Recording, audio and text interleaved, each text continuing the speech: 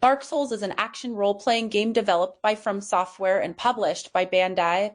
It was released for the Xbox 360 and PlayStation 3 in 2011 and became available for the PC 1 year later. Because of its theme including soul-stealing, undead, and a difficulty setting that has left gamers screaming in horror, I thought Dark Souls was the perfect way to begin the month of October.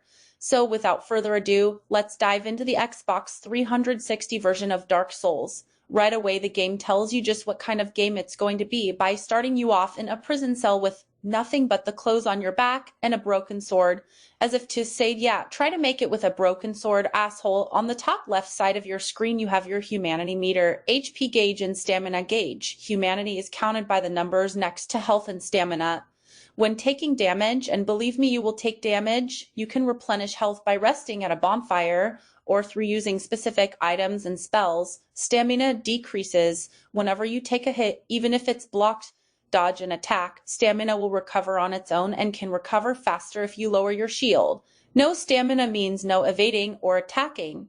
A status icon will appear when your character's status changes, like if they're poisoned or cursed by an enemy. At the bottom left part of your screen, you'll see 4 slots. These are for your equipment, and across from that is another set of numbers that indicate how many souls you've collected. Each time you slay an enemy, your soul counter goes up. You'll encounter various bonfires throughout the course of the game. These act as your save points. Do note that every time you use it, any enemies you've slain up to that point will respawn. Whenever you see the infamous "you died" in red letters appear on your screen in classic Resident Evil fashion, you're dead. The game likes to hammer in this fact and taunt you. Every time you die, any humanity and souls number you racked up is instantly lost, and of course the enemies in your area respawn to fight you again. That isn't necessarily a bad thing, as you can get those souls back. The main reason this game stands out among the rest is due to the nature of the gaming industry. Whether that was something the developers were intentionally going for is unclear, but nevertheless it serves the game well. A lot of video games these days will guide you by the hand and has been making them easier through time to lure more people in.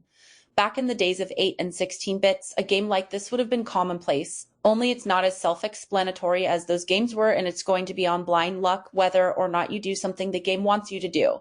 While those older games started off easy and the difficulty gradually increased as you progress further and further, this game is the polar opposite. It starts out extremely difficult depending on what kind of gamer you are, and becomes easier and easier the more you play. When it all comes down to it, Dark Souls is a game of memorization and strategy. You can't just run from battle to battle hacking and slashing multiple enemies and expect to get anywhere. No, you have to practice patience and know exactly where, when, and how your enemies are going to hit you, and only hit them back when there's an opening. The battle system can be fun. It decides to go a more realistic route in the sense that instead of hitting combos, you have a quick but weaker melee attack and a stronger strike that takes up more stamina. You also need to be sure to use your shield to block strikes, dodge at the right time, or just learn to parry.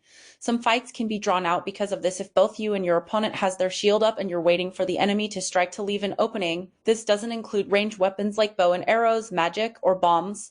If you have the patience for it, it can be fun and even rewarding, otherwise it's going to get old real quick. In a rather bold or idiotic, depending on your stance, the game chooses to forfeit heavy storytelling and character development in place of expanding the lore through limited cutscenes and conversations you have with other NPC characters.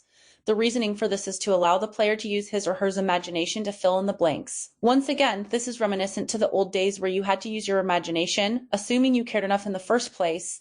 This time the technology is there, but the developers chose not to utilize it to encourage imagination.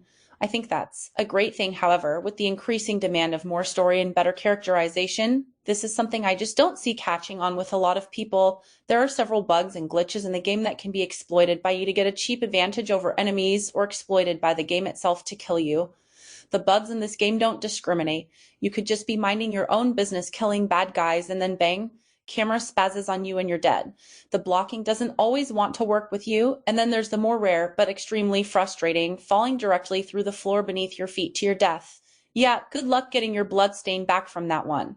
We have guards stuck in walls, guards walking into walls, enemies replenishing their health while they're in front of you, leaving themselves wide open, not sure if bug or archer was just stupid, and enemies following you off of ledges when giving chase. Talk about being persistent. You can also trick certain bosses into falling off ledges, like the Taurus demon and even the dragon that blocks your path on the bridge. That's right, a full-grown dragon that you see fly through the air will momentarily forget how to fly long enough to fall to his death. the game doesn't have a pause function.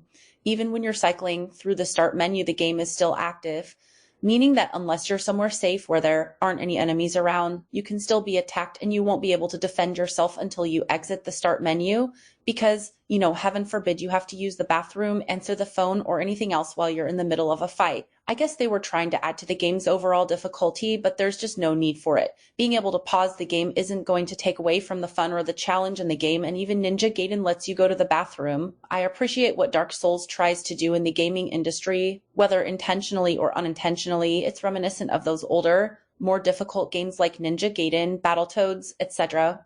But it doesn't always achieve this due to the design and the difficulty coming more from the ability or lack thereof of the player, annoying glitches, and not being self-explanatory. Had this game came out in the 80s, 90s, or any time before the like it era, this game would be in better company and probably wouldn't stand out as much as it does now. If you're tired of what the market has generated as the norm when it comes to gaming and are looking for a game that demands patience and that you actually use your brain and rewards you for both, then I would recommend Dark Souls. If you're more of a casual gamer or picky about certain things being set up where the only way you'd figure them out is word of mouth, the internet, or dumb luck, then I'd recommend getting something else. Right.